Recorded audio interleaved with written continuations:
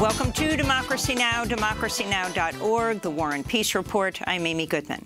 The Special House Committee investigating the deadly January 6th insurrection at the U.S. Capitol heard testimony for the first time Tuesday. 4 officers who were on the scene recounted the harrowing events of the day after a mob of Trump-instigated rioters breached the government building in an attempt to stop the certification of Joe Biden's electoral victory. This is Capitol Police Officer Aquilino Gonell. What we were suggested that day was like something from a medieval battle. We fought hand to hand, inch by inch, to prevent an invasion of the Capitol by a violent mob intent on subverting our democratic process. Officer Michael Fanone, who was violently dragged into the mob, beaten and shocked with a taser, said he and his family are still grappling with the trauma of that day. He also confronted the ongoing dismissal and denial by some of what happened that day. I feel like I went to hell and back to protect them and the people in this room. But too many are now telling me that hell doesn't exist, or that hell actually wasn't that bad. The indifference shown to my colleagues is disgraceful. We'll have more on the historic hearing after headlines with NAACP President Derek Johnson. The Centers for Disease Control said Tuesday vaccinated people living in areas with substantial or high transmission of COVID-19 should resume wearing masks indoors, citing the rapidly spreading and highly transmissible Delta variant for the change in guidelines. This is top White House coronavirus advisor Dr. Anthony Fauci. So when you have vaccinated people who might have a breakthrough infection, and we know now as a fact, as a scientific fact, that they can transmit the virus to an uninfected person, it's for that reason that the CDC made the change in recommendation. Confirmed coronavirus cases in the U.S. have quadrupled since the start of the month. Almost 2/3 of U.S. counties qualify as high-risk areas, though new cases are particularly high in the South and states with low vaccination rates, including Arkansas, Florida, Louisiana, and Missouri.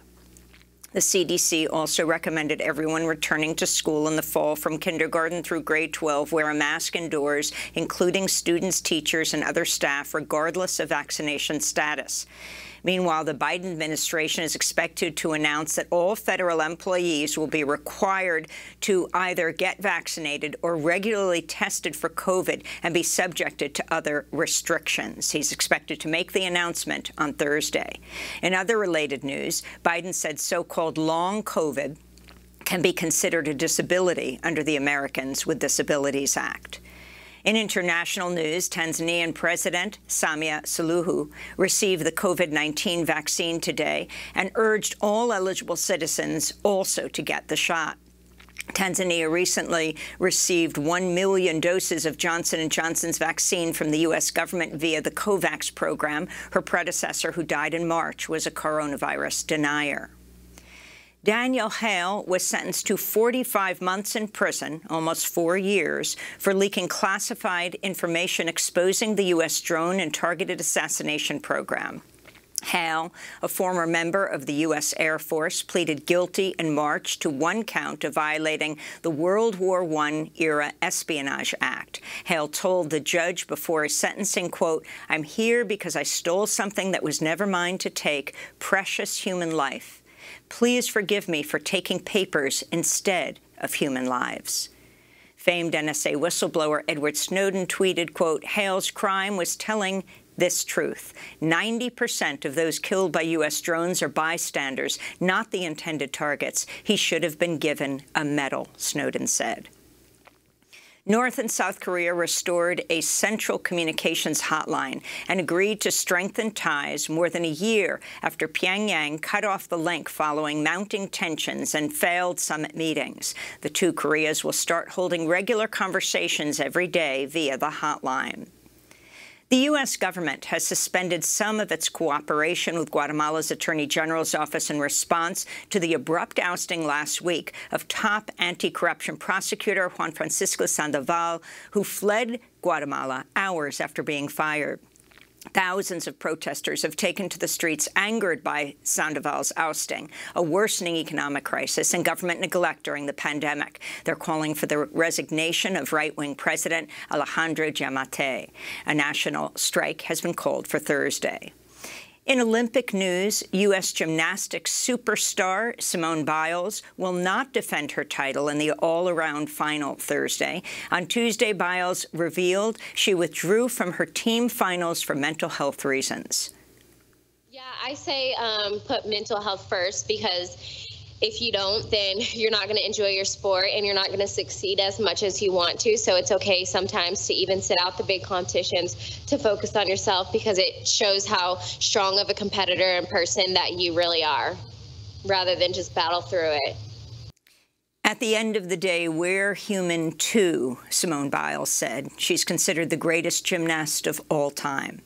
The U.S. team went on to win the silver medal, with Russia taking home the gold. In related news, members of Germany's women's gymnastics team performed in full-body unitards during the competition in an effort to combat the sexualization of female athletes and instead prioritize their comfort.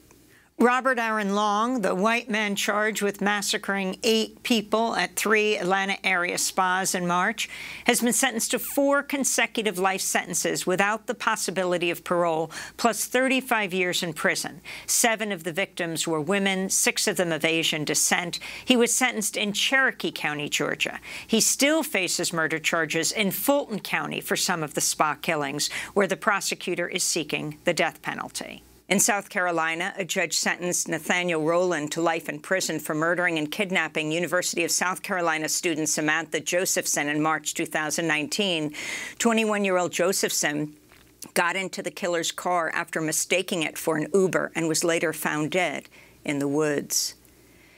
Democratic Party donor and political activist Ed Buck has been found guilty on 9 felonies, including running a drug house and injecting 2 gay black men with methamphetamine, who then died of an overdose. 26-year-old Jamal Moore died in 2017, and 55-year-old Timothy Dean died in 2019. Buck was arrested 2 years ago after a 3rd man overdosed on methamphetamine at his apartment. That man survived. Black LGBTQ+ activists and the family members of the men who died had for months been calling on prosecutors to file criminal charges against Buck, accusing him of being a sexual predator. Buck faces a mandatory minimum sentence of 20 years in prison with a maximum life sentence.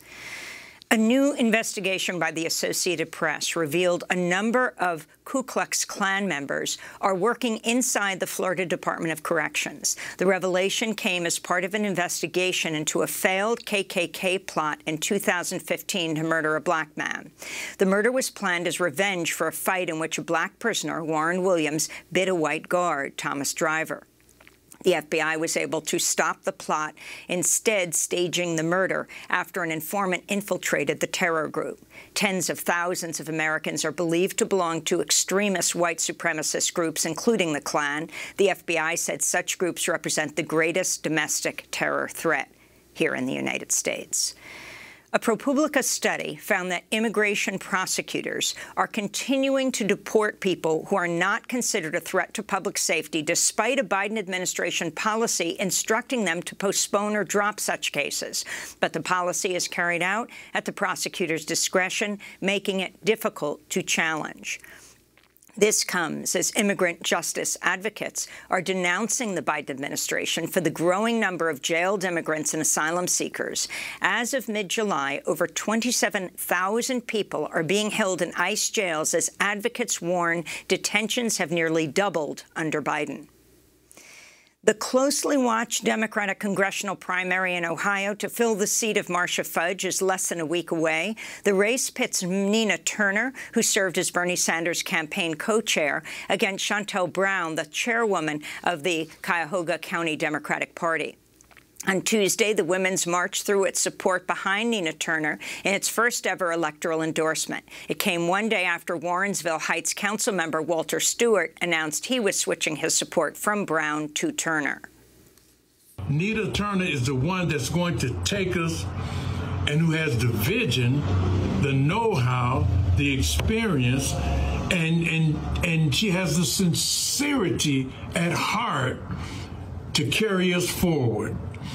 Over the weekend, Congressmember Alexandria Ocasio-Cortez campaigned in Ohio for Nina Turner, who also just picked up the endorsement of Congressmember Jamie Raskin. Shontel Brown has received the backing of Hillary Clinton and the Congressional Black Caucus Political Action Committee. And in a special election in Texas yesterday, voters rejected a Trump-endorsed candidate and elected another Republican, State Representative Jake Ilse, to the U.S. House. Ilse ran an anti-immigration campaign and called himself a Reagan Republican. He ran against Susan Wright, the widow of the former Congressmember Ron Wright, who died this year from COVID-19, leaving open his seat in Texas's 6th congressional district. And those are some of the headlines. This is Democracy Now!, democracynow.org, The War and Peace Report. I'm Amy Goodman in New York, joined by Democracy Now! Co-host Juan Gonzalez in New Brunswick, New Jersey. Hi, Juan. Hi, Amy, and welcome to all of our listeners and viewers across the country and around the world.